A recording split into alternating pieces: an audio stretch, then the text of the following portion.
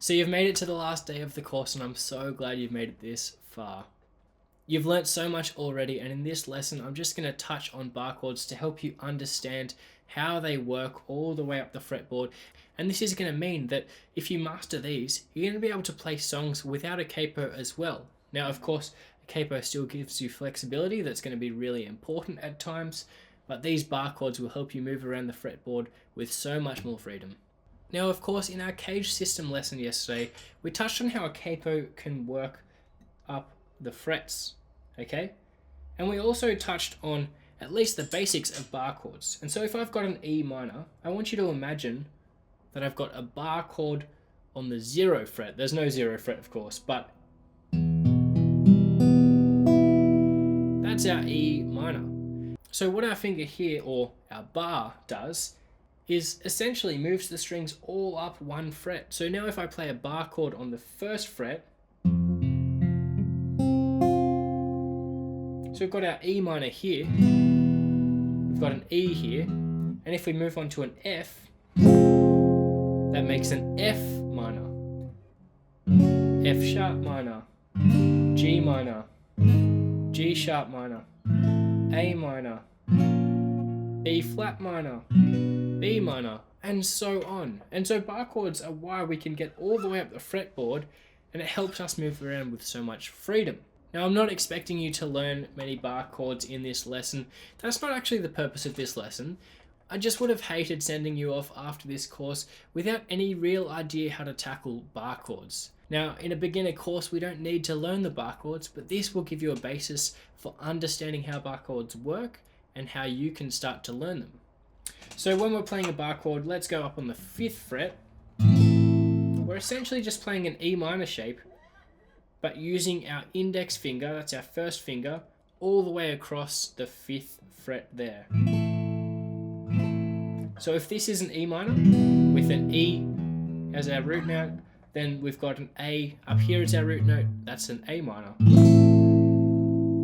There are a few tricks to making sure these work. If you're finding it hard, make sure that you're using the side of your finger. You don't want to be using the full fleshy part of your finger, because you can get more force behind this side of your finger, which is a little harder, okay? So using that side of your finger, you're able to get a little bit more force, because the challenge with bar chords is trying to get all of those strings to sound out well. Okay? So that's going to be a challenge for you, trying to get all of those strings sounding good. Now, you'll notice that another thing I do is I tuck my elbow in, which lets me get a bit more pressure. It pulls the guitar back towards me a bit.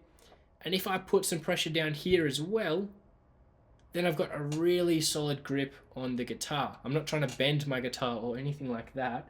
But if I tuck my elbow in to my body, close to my body there, and then just hold on firm with my strumming hand, then I'll be able to get an even more solid sound on these bar chords. So watch me as I play a C major. You can see how relaxed my elbow is here. I'm not tucked in, but once I go to a bar chord, if I try and play an F minor, you can see how I really tuck that into my body.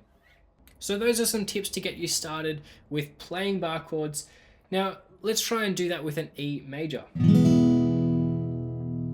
So if an E minor is like this, and then that's an F minor, then it's the same thing with an E major.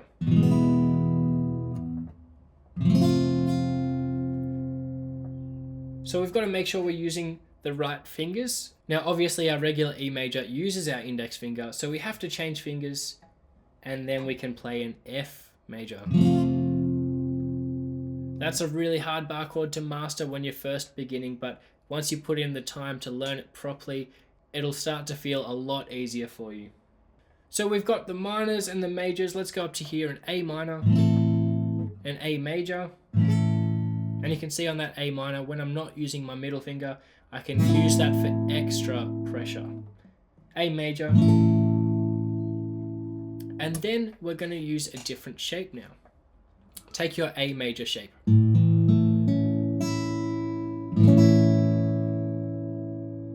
you'll see that the index finger is free there. This is the hardest bar chord to learn. But what we can do there Let's take it up.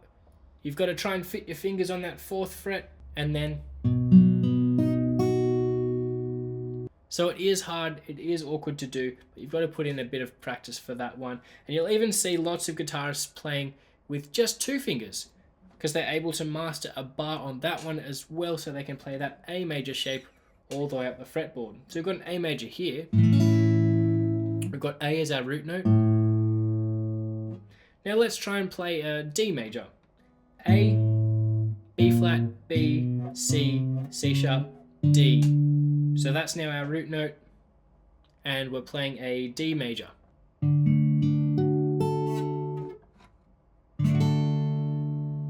So that's our new D major. Now, of course, we know our A minor as well. We've got to change our fingers for that one. And then if we take that up to the 5th fret, that's our D minor. So those are the 4 main chords that we're using all the way up the fretboard for bar chords. We've got our E minor up to here. We've got our E major.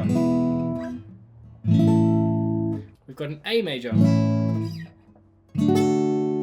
And we've got an A minor.